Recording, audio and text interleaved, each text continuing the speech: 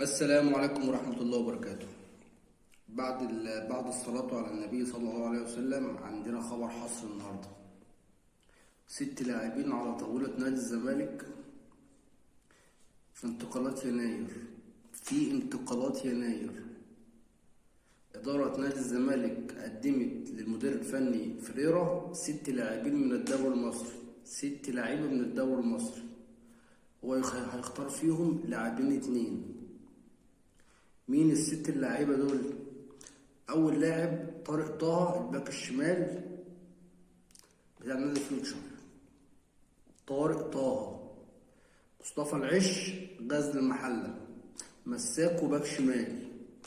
بهر المحمدي، الزمالك بيكلمه دلوقتي.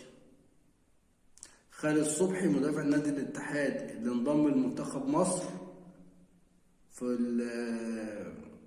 مكان محمد عبد المنعم لما اتصاب. كده 4 لعيبة. مين اللاعب الخامس؟ مصطفى كالوش، لاعب انبي. مصطفى كالوشة لاعب انبي، ده بيلعب باك شمال.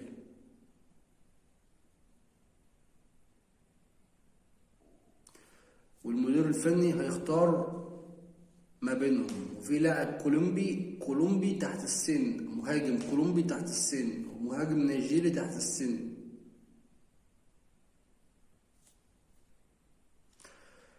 والسلام عليكم ورحمة الله وبركاته.